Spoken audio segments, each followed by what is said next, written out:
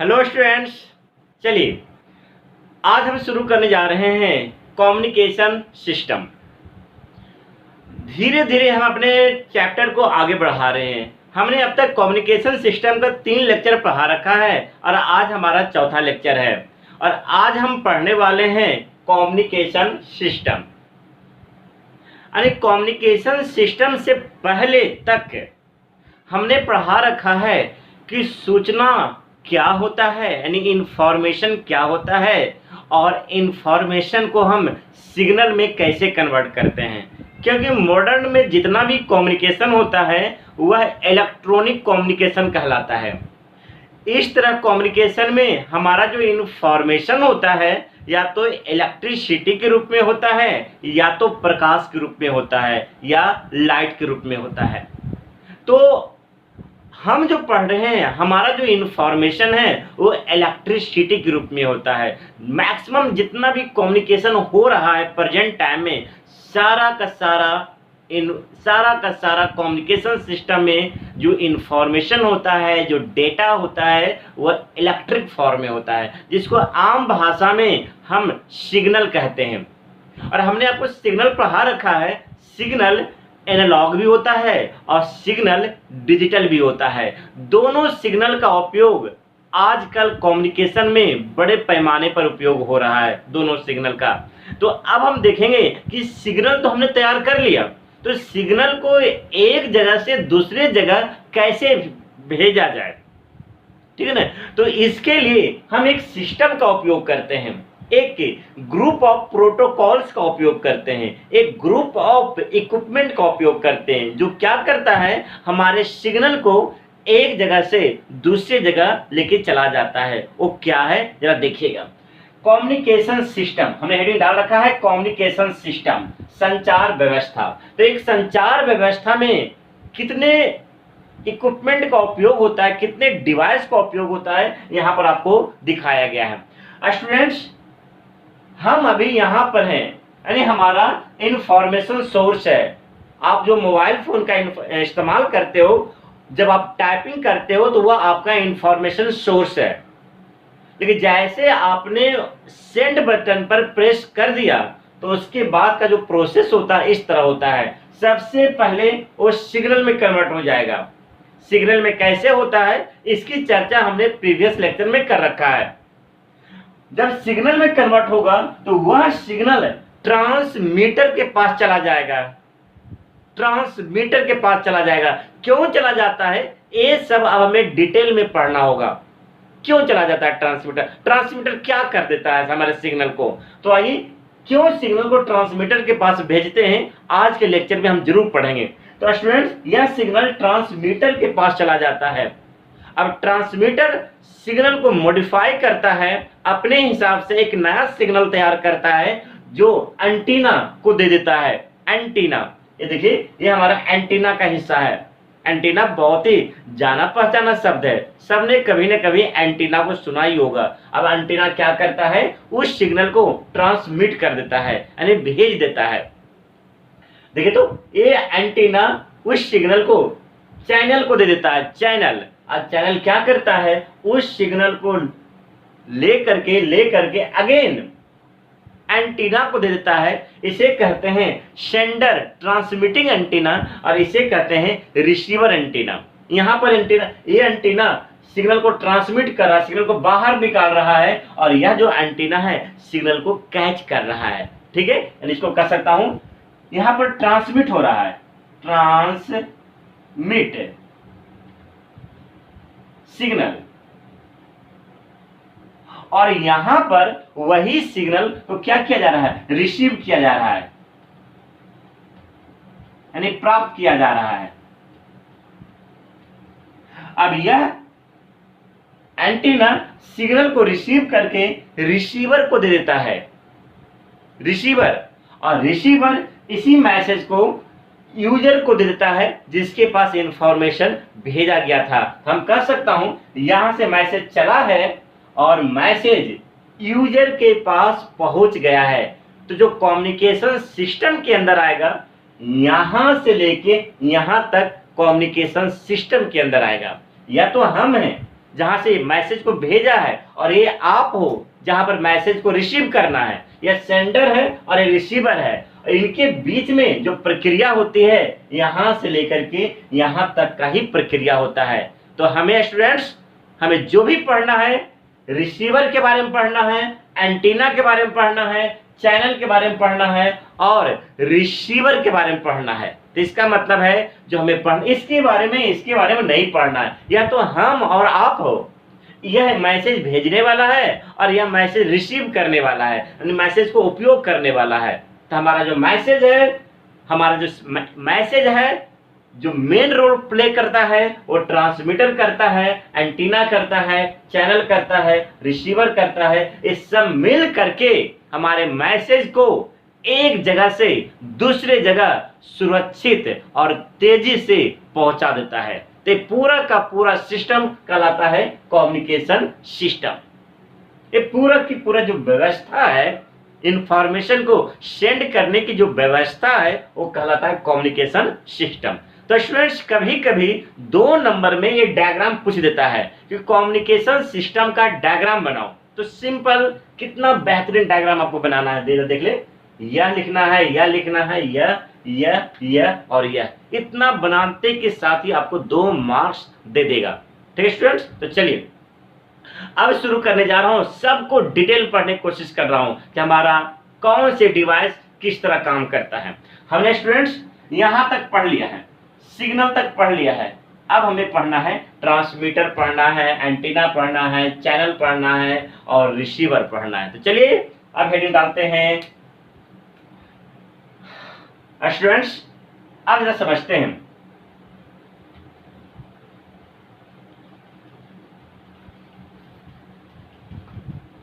तो जो सबसे पहला डिवाइस है वो है ट्रांसमीटर। इसे पढ़ाने में अच्छा खासा वक्त लग जाता है, क्योंकि हमारा पढ़ाई काफी डीप में होता है, तरीके से होता है और समझते हुए होता है। तो चलिए स्टूडेंट्स, सबसे पहले हेडिंग डाल लीजिए ट्रांसमीटर। ए में ट्रांसमीटर, ट्रांसमीटर बहुत ज्यादा इंपॉर्टेंट है, इसे समझिएगा। जिसको हम प्रेषित्र, हिंदी की जो है प्रेषित्र शब्द है, इसे हम प्रेषित्र कहते हैं।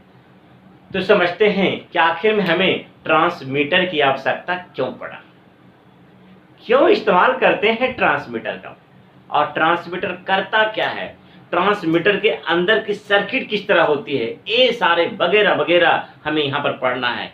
कुछ सिलेबस में पढ़ना है और कुछ आपको एक्स्ट्रा पढ़ाऊंगा ताकि नॉलेज आपके पास रहे और आप इस पर रिसर्च कर सको। चलो स्टूडेंट्स समझते हैं।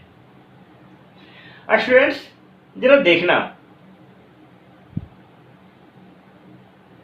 यह हमारा, समझिएगा, यह हमारा इंफॉर्मेशन सोर्स है। समझाने की कोशिश कर रहा हूं कि ट्रांसमीटर की आवश्यकता क्यों पड़ी। यहां से इंफॉर्मेशन चला और यहां इंफॉर्मेशन, यह सोर्स है और यह यूजर है। इसको हम पॉइंट ए से दिखाते हैं और पॉइंट बी से दिखाते हैं। अगर स्टूडेंट हम ट्रांसमीटर ना लगाएं तो क्या हो सकता है, जरा समझिएगा। अगर हम ट्रांसमीटर का इस्तेमाल ना करें तो क्या होगा, तो यही होगा, जरा समझिएगा। हमारे पास सिग्नल है, लीजिए, जिसको हम इंफॉर्मेशन सिग्नल कह सकता हूं। ये हमारा इंफॉर्मेशन, लीजिए, हमने बोला हेलो, हेलो को पॉइंट ए से पॉइंट बी तक भेजना है। तो आपको पता है कि सबसे पहला जो हमारा इंफॉर्मेशन होता है वो सिग्नल के रूप में कन्वर्ट हो जाता है। लीजिए, ये हमारा सिग्नल है, एनालॉग सिग्नल है, डिजिटल सिग्नल भी हो सकता है, लेकिन हम जो भी समझाऊंगा एनालॉग सिग्नल के लिए समझाऊंगा। ठीक है, बनाना आसान है। लीजिए, हमारा जो हेलो इंफॉर्मेशन है, हेलो जो सूचना है, वो बदल गया सिग्नल में। अब हमने सिग्नल को भेज दिया बिना ट्रांसमीटर को भेज दिया। तो स्टूडेंट्स आपको अच्छी तरह पता है कि यह एक प्रकार का ऊर्जा है।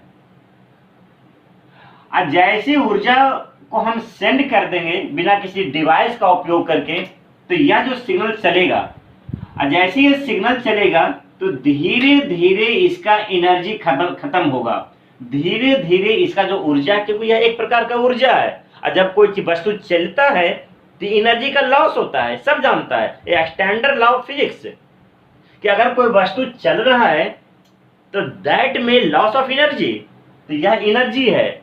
जैसे जैसे वह आगे की ओर बढ़ेगा तो इसका जो एनर्जी है धीरे धीरे घटना शुरू होगा, और एक समय ऐसा आएगा कि बिंदु बी तक पहुंचने से पहले इसकी एनर्जी खत्म हो गया। एक समय ऐसा आएगा कि बिंदु बी पर पहुंचने से पहले इसकी एनर्जी खत्म हो गया। तो बताओ स्टूडेंट्स, जैसी इसकी एनर्जी खत्म हो गया, अब बिंदु बी तक पहुंचा ही नहीं, तो हमारा जो इंफॉर्मेशन जो है हेलो है, तो बी पर कभी नहीं पहुंच पाएगा, वो बी से पहले ही खत्म हो गया। यहां से चलना शुरुआत किया था, हमारे यहां पर हमारा इंफॉर्मेशन पूरी तरीके से पूरा ऊर्जा है, पूरी हाईली एनर्जी है, लेकिन जैसे जैसे यह आगे की ओर बढ़ रहा है, तो इसका मतलब क्या आगे बढ़ रहा है, ये हेलो आगे बढ़ रहा है, ये हेलो आगे बढ़ रहा है। लेकिन जैसे जैसे उसकी एनर्जी खत्म हो रही है, तो यहां जाते जाते तो हेलो खत्म हो जाएगा, हेलो का कोई अस्तित्व नहीं बचेगा, लॉस ऑफ इंफॉर्मेशन, हमारा इंफॉर्मेशन लॉस हो गया।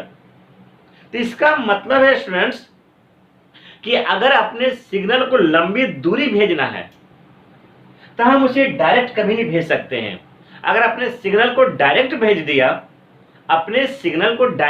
दिया तो धीरे धीरे तो वेट कीजिएगा, थोड़ा ऐसे बंद कर देता हूं। अगर अपने सिग्नल को डायरेक्ट भेज दिया तो धीरे धीरे इसकी एनर्जी खत्म हो जाएगी और कभी भी बिंदु बी पर नहीं पहुंच पाएगा। और इस तरह को हम कम्युनिकेशन तो कह नहीं सकता हूं, यानी कम्युनिकेशन का मतलब होता है इंफॉर्मेशन को एक जगह से दूसरी जगह तक पहुंचना। यहां तो इंफॉर्मेशन बीच में ही खत्म हो गया। तो इस समस्या के समाधान के लिए हम किसका इस्तेमाल करते हैं, ट्रांसमीटर का इस्तेमाल करते हैं। अगर आपने ट्रांसमीटर का इस्तेमाल कर रखे हो तो आपका इंफॉर्मेशन बहुत ही आसानी से बिंदु ए से बिंदु बी तक पहुंच जाएगा बिना एनर्जी को लॉस हुए। तो इसका मतलब है कि जो हमारा सिग्नल है, सिग्नल को बचाने के लिए, या कह सकता हूं सिग्नल को लंबी दूरी तक भेजने के लिए हम किसका इस्तेमाल करते हैं, ट्रांसमीटर का इस्तेमाल करते हैं। यही ट्रांसमीटर हमें क्या करता है, हमारे सिग्नल को बड़ा ही स्ट्रॉन्ग बना देता है, और जितना है अगर ज्यादा स्ट्रॉन्ग सिग्नल बनाएगा, हमारा जो मैसेज सिग्नल होगा आसानी से बिंदु ए से बिंदु बी तक पहुंच जाएगा। तो सिंपल शब्द में अगर कहूं तो जो ट्रांसमीटर का अगर हम उपयोग कर रहे हैं तो हमारे इंफॉर्मेशन को बिंदु ए से बिंदु बी तक बिना ऊर्जा के लॉस किए बिना पहुंचा सकता है, हमारे इंफॉर्मेशन को सुरक्षित पहुंचा सकता है। इसलिए हम ट्रांसमीटर का उपयोग करते हैं। तो आखिर में ट्रांसमीटर करता क्या है, क्या करता है ट्रांसमीटर? तो स्टूडेंट्स, ट्रांसमीटर क्या करता है वो समझिएगा। आखिर में हमारे इंफॉर्मेशन को कैसे बिंदु अभी आपको केवल समझना है, उसको लिखा दूंगा। हमारे जो ट्रांसमीटर है जरा देखिएगा, आखिर में ट्रांसमीटर करता क्या है, कैसे हमारे इंफॉर्मेशन को बिंदु एक जगह से दूसरी जगह पहुंचा देता है। तो इसे समझाने के लिए हम आपको एक एग्जांपल देने जा रहा हूं, और उस एग्जांपल से आपको 100% समझ में आ जाएगा। क्या है जरा समझिएगा। स्टूडेंट्स, मान लेता हूं स्टूडेंट्स, एक बच्चा है, यह इसका घर है और यह उसका स्कूल है। स्कूल,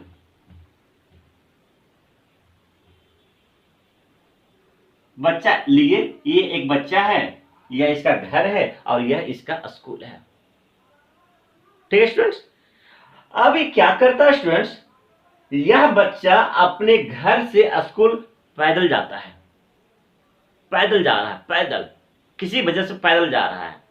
तो स्टूडेंट्स जैसे जैसे यह स्टूडेंट्स पैदल चलेगा, स्टूडेंट्स लीजिए, जैसे जैसे यह आगे बढ़ेगा तो धीरे धीरे धीरे धीरे इसकी जो एनर्जी है, धीरे धीरे जो इसकी एनर्जी है, धीरे धीरे इसकी एनर्जी खत्म होता चला जाएगा। और एक समय ऐसा आएगा, एक समय ऐसा आएगा कि जब यह स्कूल पहुंचेगा तो इसके पास एनर्जी बहुत ही कम रहेगा, बहुत ही कम एनर्जी होगा।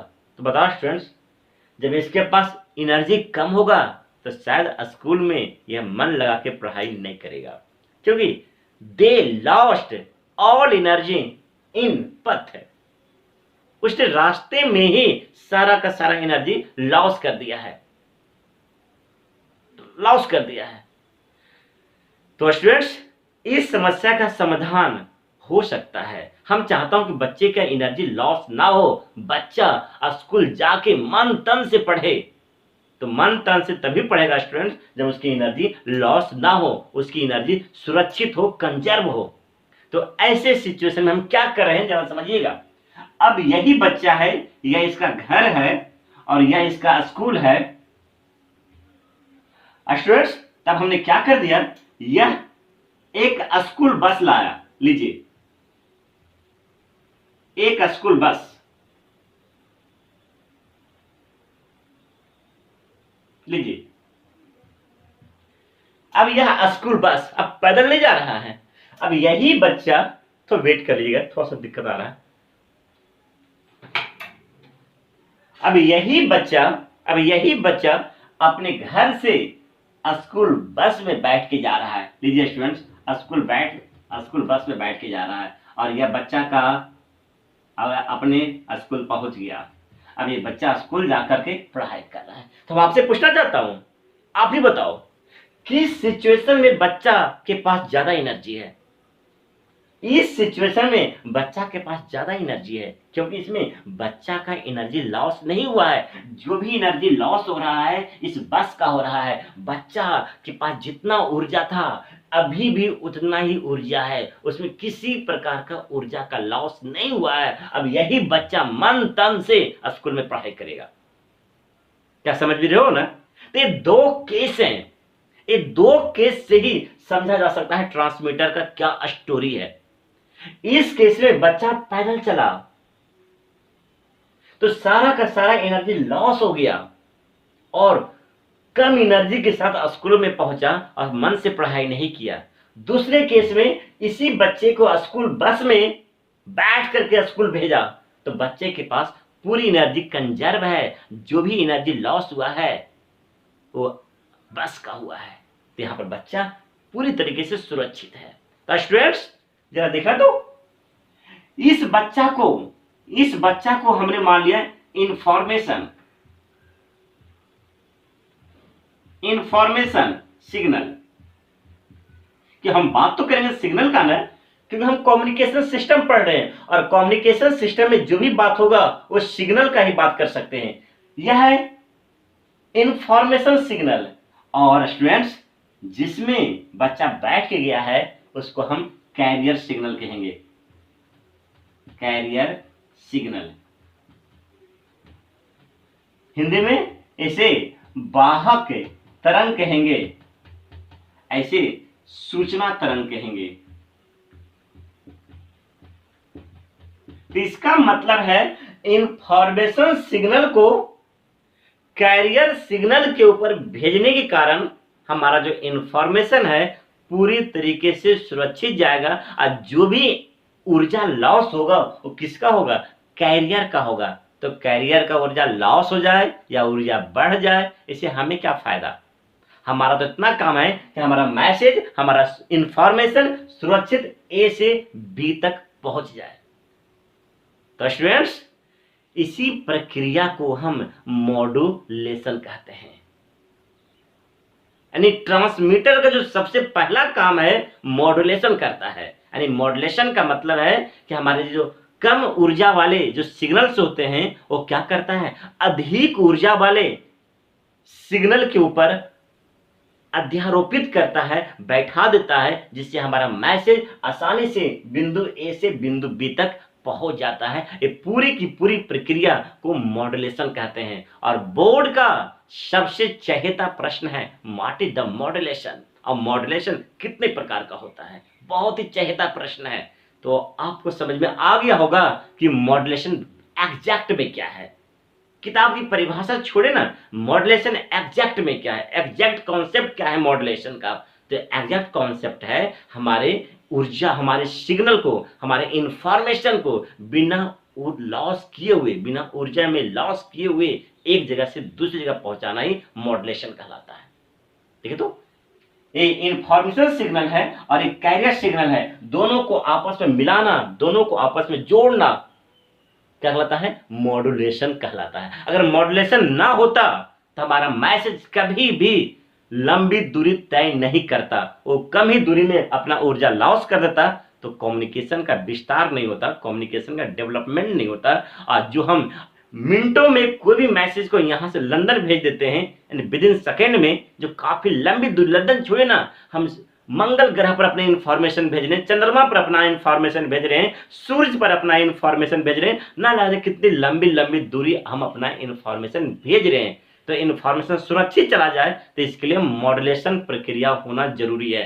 तो क्यों नहीं सबसे पहले मॉड्यूलेशन का परिभाषा लिखेंगे और मॉड्यूलेशन कितने प्रकार का होता है ये लिखेंगे, और सारे मॉड्यूलेशन को डिटेल में पढ़ना है हम लोग को। तो लिखिए, let's writing the definition of modulation. Transmitter का जो सबसे पहला काम है मॉड्यूलेशन से, modulation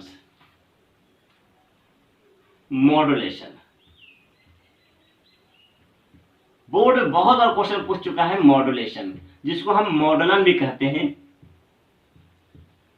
मॉडुलन। Modulation is the process, modulation is the process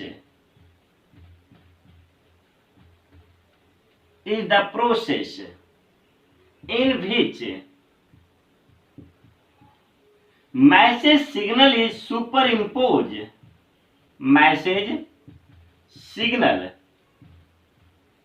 is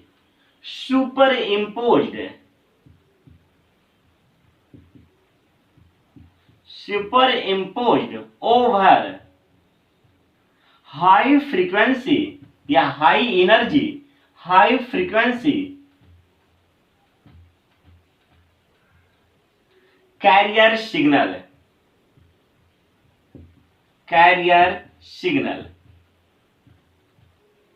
so that message signal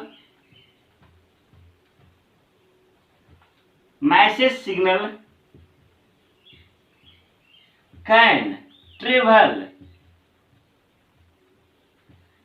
a large distance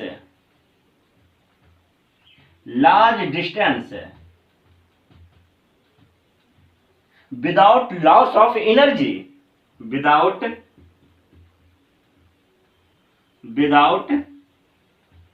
loss of energy, without loss of energy. कितना बेहतरीन सुंदर परिभाषा आपको दिया हूं कि मॉड्यूलेशन एक प्रक्रिया है जिसमें सूचना तरंग को अधिक ऊर्जा वाले वाहक तरंग के ऊपर अध्यारोपित किया जाता है। अध्यारोपित करने का मतलब है एक के ऊपर दूसरे को बैठाना, ये अध्यारोपण है, सुपर इम्पोजिशन जिसको कहते हैं। ये पूरी की पूरी प्रक्रिया मॉड्यूलेशन कहलाता है। मॉड्यूलेशन का मकसद एक ही मकसद होता है कि इंफॉर्मेशन को लंबी दूरी तक भेजना है बिना किसी लॉस का।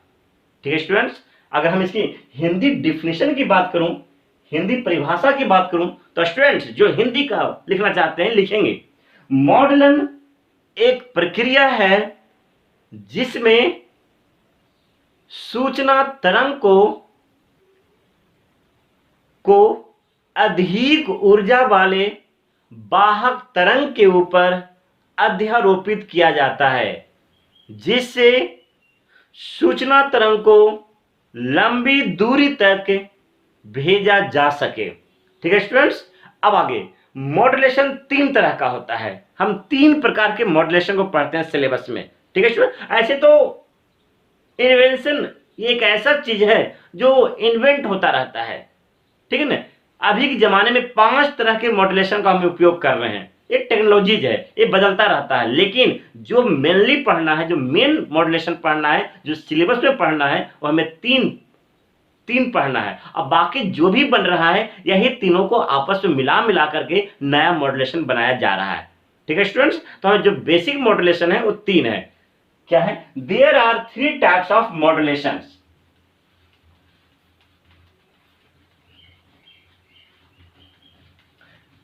There are 3 types of modulation. There are 3 types of modulation.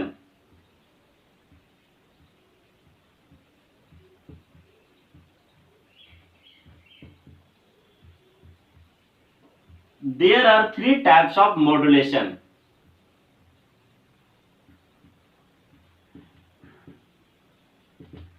मॉडुलन 3 प्रकार का है।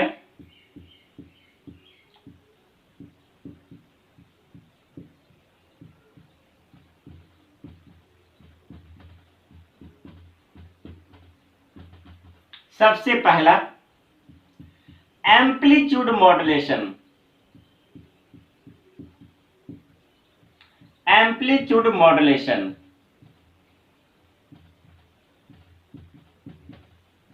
जिसको हम एएम कहते हैं। एएम, ए से एम्पलीट्यूड, एम से मॉड्यूलेशन। आयाम मॉडुलन। बी में फ्रीक्वेंसी मॉड्यूलेशन। फ्रीक्वेंसी मॉड्यूलेशन जिसको हम एफएम कहते हैं। अगर आप हिंदी की बात करूं तो आवृत्ति मॉडुलन। आवृत्ति मॉडुलन, ये 3 मॉडल काफी पॉपुलर है। और सी की अगर बात करूं तो फेज मॉड्यूलेशन।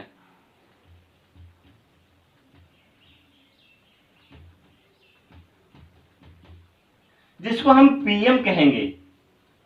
अगर हम हिंदी की बात करूं कला मॉडुलन।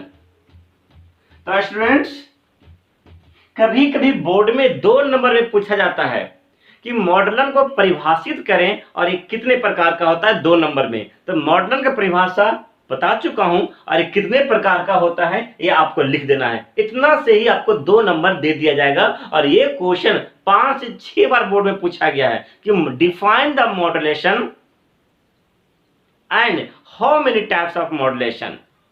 यानी मॉड्यूलेशन को परिभाषित करें और ये कितने प्रकार का होता है लिखें। तो आपको सबसे पहले लिखना है एम्पलीट्यूड मॉड्यूलेशन, जिसको हम शॉर्ट में एएम कहेंगे और हिंदी में आयाम मॉडुलन कहेंगे।